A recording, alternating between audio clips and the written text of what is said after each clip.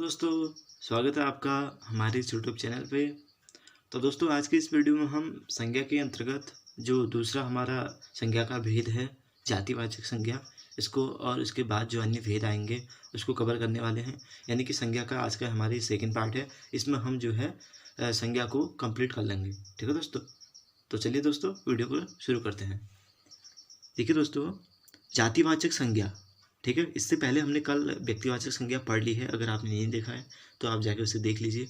उसमें हमने बहुत आसानी से पूरे टॉपिक्स को कवर किया है व्यक्तिवाचक संज्ञा के अंतर्गत। यानी कि जो भी चीज़ व्यक्तिवाचक संज्ञा के अंतर्गत आता है, जो भी वस्तु, जो भी पार्टिकुलर स्थान व्यक्तिवाचक संज्ञा के अंतर्गत आता है, उसको हमने कवर कर लिया है। अगर आपने नहीं देखा है तो आप जाके देख लीजिए। तो आज हम पढ़ने वाले हैं जातिवाचक संज्ञा के बारे में। ठीक है दोस्तों, तो देखो, जातिवाचक संज्ञा होता क्या है। संज्ञा के जिस रूप से संपूर्णता का बोध हो या पूरी जाति का पता चलता है, वहाँ हमेशा जातिवाचक संज्ञा होती है। ठीक है, या फिर जातिवाचक संज्ञा कहलाती है। दोस्तों, कहने का मतलब ये है कि अगर संज्ञा के जिस रूप से संपूर्णता का, यानी कि कंप्लीटली पूरे एक ग्रुप का जो है बोध होता है, और पूरी जाति का, यानी कि एक पूरे स्थान का जहाँ पे एक ही प्रकार के जो है जो वस्तुएं हैं, ठीक है, आदि पाए जाते हैं, तो इस सबका बोध होता है, तो वहाँ पे हमेशा जातिवाचक संज्ञा होती है। ठीक है, यानी कि संपूर्णता का बोध होता है। वहाँ पे जितना भी जो सामान, वस्तु या फिर जो भी व्यक्ति है, वो सब एक ही प्रकार के हैं। ठीक है, जीव जंतु जो भी है एक ही प्रकार के हैं, तो वहाँ पे संपूर्णता का भाव आता है, यानी कि जातिवाचक संज्ञा के अंतर्गत उसको हम रख सकते हैं। ठीक है दोस्तों, एग्जाम्पल दे दीजिए दोस्तों, जैसे मानव है, पशु है, पक्षी है, वृक्ष है आदि। ठीक है, आप देखो, जैसे हम मानव को देखें तो मानव क्या है, मानव की एक जाति है ना, मानव की एक जाति, यानी कि मानव में जितने भी मानव है, मनुष्य है, सबको उसके अंतर्गत रखा जाता है। ऐसे ही पशु देख लीजिए आप, पशु में भी हम गाय, भैंस, बकरी, कुत्ता, बिल्ली, है ना, जितने भी पशु है उन सबको एक कैटेगरी में रख सकते हैं। यानी कि संपूर्णता का बोध होता है, जिस संज्ञा के जिस रूप से संपूर्णता का भाव प्रकट होता है, तो ऐसी वस्तु में, यानी कि ऐसी वस्तु में या फिर ऐसे जीव में, जंतु में जो है जातिवाचक संज्ञा होती है। अब पक्षी देख लीजिए, पक्षी में भी विभिन्न प्रकार के पक्षी आ जाएंगे, जैसे कौवा, तोता, मैना, है ना। ऐसे ही वृक्ष में देख लीजिए आप, आम का वृक्ष, नीम का वृक्ष, है ना, अन्य जो वृक्ष हैं सब ये वृक्ष में आ जाते हैं। ठीक है दोस्तों, उसके बाद ये आ गया जातिवाचक संज्ञा के अंतर्गत।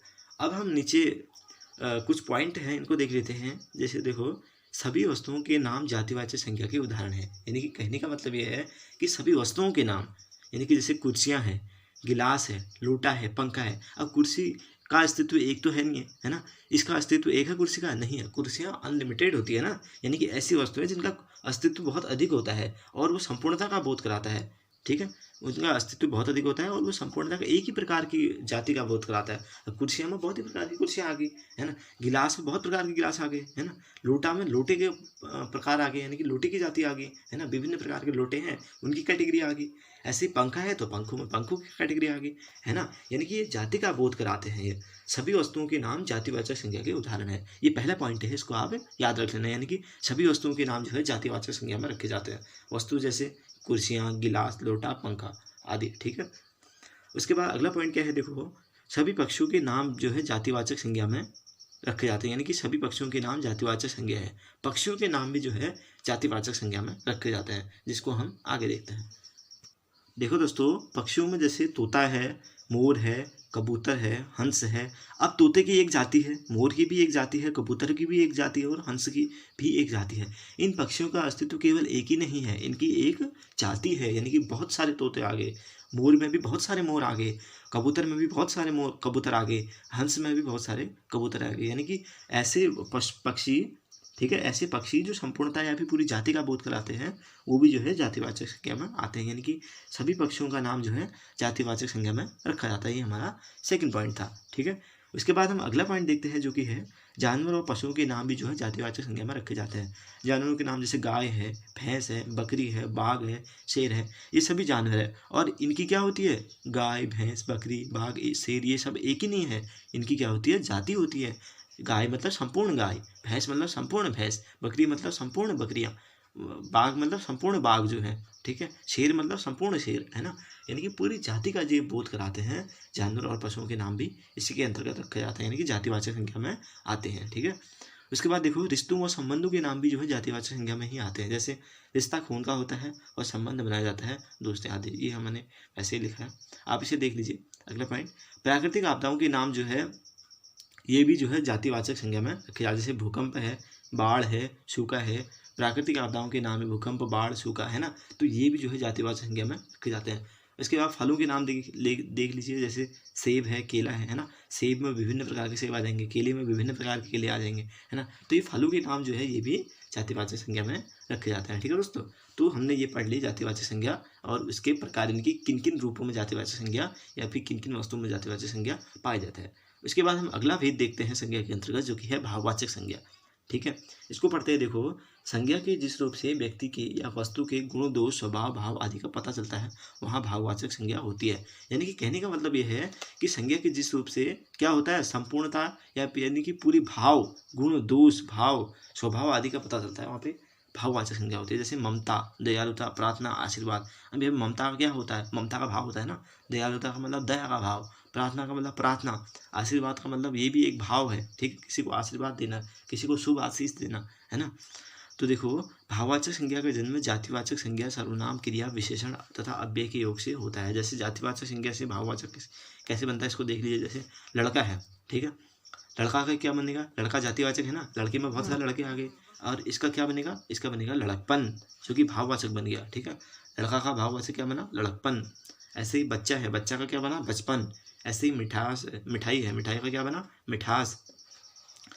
आप देखो, सर्वनाम से भाववाचक कैसे बनेगा, देखो, मम से ममता या फिर ममत्व, निज से निजता या फिर निजत्व, है ना। अब क्रिया से भाववाचक कैसे बनेगा, जैसे दौड़ना से दौड़, चलना से चल, पढ़ना से पढ़ाई, है ना। ऐसे ही विशेषण भाववाचक कैसे बनेगा, देखो, गर्मी से गर्म से गर्मी, ठंड से ठंडी, वीर से वीरता आदि, है ना दोस्तों। यानी कि कहने का मतलब ये है कि भाववाचक संज्ञा का जन्म जातिवाचक संज्ञा, सर्वनाम, क्रिया, विशेषण, अव्यय आदि के योग से होता है। अब अव्यय का देखो, जैसे दूर है, दूर से क्या बना, दूरी, दूरी का भाव आ गया ना। समीप से क्या बना, सामीप्य, सामीप्य का भाव आ गया। ऐसे निकट क्या है, अव्यय है ना, इसमें अव्यय क्या होता है, जिनमें कोई परिवर्तन नहीं होता है। निकट का क्या बनेगा, निकट्टी, निकट्टी का यानी भाव आ गया, निकटता का भाव, निकट्टी यानी कि निकटता का भाव। उसके बाद देखो दोस्तों, समूहवाचक संज्ञा, ये क्या होता है, संज्ञा के जिस रूप से व्यक्ति व वस्तु के समूह का स्पष्ट संकेत मिले तो वहाँ पे समूहवाचक संज्ञा होगी। यानी कि जैसे किसी एक झुंड का या फिर समूह का जहाँ पे संकेत होता है वहाँ पे समूहवाचक संज्ञा होती है। जैसे सेना है, सेना क्या होता है, एक ही सदस्य होता है क्या, उसमें बहुत सारे सैनिकों से मिलके एक सेना बनती है ना। एक झुंड हो गया ना, बंच हो गया, एक ग्रुप, है ना। संज्ञा के जिस रूप से व्यक्ति या वस्तु के समूह का स्पष्ट संकेत मिले वहाँ पे समूहवाचक संज्ञा होगी। ऐसे ही समिति देख लीजिए, समिति भी एक क्या होती है, विभिन्न सदस्यों से मिलकर बनती है ना। ऐसे ही झुंड तो ग्रुप है वो, है ना, उसमें तो बहुत अधिक जो है सदस्य या फिर बहुत अधिक जो जीव, पशु, पक्षी जो भी होगा उनका ग्रुप जो है बहुत अधिक पशु पक्षियों से मिलके बनेगा। ऐसी सभा है, सभा भी तो बहुत अधिक सदस्यों से मिलकर बनेगी।